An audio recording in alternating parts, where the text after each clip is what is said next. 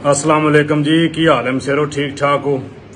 अच्छा ना, यह वीडियो पूरी वेखनी है, कोई होर वेखियो ना वेखियो, यह वीडियो स्किप नहीं करनी, बड़ी फायदे दी और काम आवन वाली मैं ना वीडियो तुहाडे। मेरा एक दोस्त है पुलिस चो, मैनू आंदा है कि यार तुसीं वीडियो बनाते रहंदे हो तो एक मैसेज फॉरवर्ड करियो। बड़े केसेस आ रहे ने बई ये अजनबी ना नंबर तो कॉल आउंदी है, मूमन साड़ियां भैणां भी धीआं भी मोबाइल यूज़ करदियां ने, ਉਹ ਕਾਲ ਆਉਂਦੀ ਹੈ ਤੇ ਜਨਾਬ ਉਹ ਨਾ ਜਾਣਾ ਕਿ ਨੰਗਾ ਪਿਆ ਹੁੰਦਾ ਉਹ 1 ਸੈਕਿੰਡ ਲੱਗਦਾ ਤੇ ਉਹ ਤੁਹਾਡਾ ਨਾ ਸਕਰੀਨਸ਼ਾਟ ਜਿਹੜਾ ਉਹ ਲੈ ਲਿੱਤਾ ਜਾਂਦਾ। ਇੰਜ ਹੀ ਸਮਝੋ ਕੋ ਤੁਹਾਡੇ ਸਾਡੇ ਜੇ ਭਰਾ ਜਿਹੜੇ ਨੇ ਉਹ ਕਾਲ ਅਟੈਂਡ ਕਰਦੇ ਨੇ, ਅੱਗੇ ਬੀਬੀ ਜਿਹੜੀ ਨਾ ਉਹਦਾ ਚਿਹਰਾ ਨਹੀਂ ਆ ਰਿਹਾ ਹੁੰਦਾ, ਬਾਕੀ ਸਾਰਾ ਜਿਸਮ ਜਿਹੜਾ ਨਾ ਉਹ ਮਤਲਬ ਨੰਗਾ ਨਜ਼ਰ ਆ ਰਿਹਾ ਹੁੰਦਾ।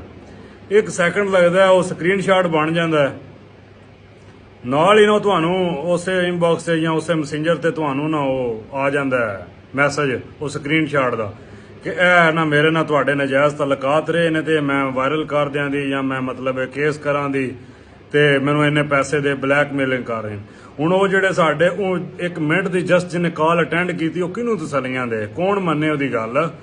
ते वो जनाब साडे खानदान बड़े तबाह हो रहे ने, कई शादीशुदा बंदे जिहड़े ने उन्हां दे घर खराब हो रहे ने, बड़े केसेस आ रहे ने। कई बच्चियां धीआं भैणां खुद जिहड़ियां ने एजेंसी मतलब जा रही ने जाके बस साडे नाल काम हो गया की कीता जाए। इस वास्ते यह मैसेज जरूर खुद भी सुनो ते नाल भी अपने घर बच्चियां नूं दसो कि इस तरह की कोई भी कॉल आउंदी है वो बिल्कुल अटेंड ना करो, ठीक है। मतलब कि अननोन आउंदी है ते क्योंकि 1 सैकेंड लगदा बंदे दा फेस सामने आउंदा ते अगे उन्हें ते ऑलरेडी तैयार होंदे ना जी।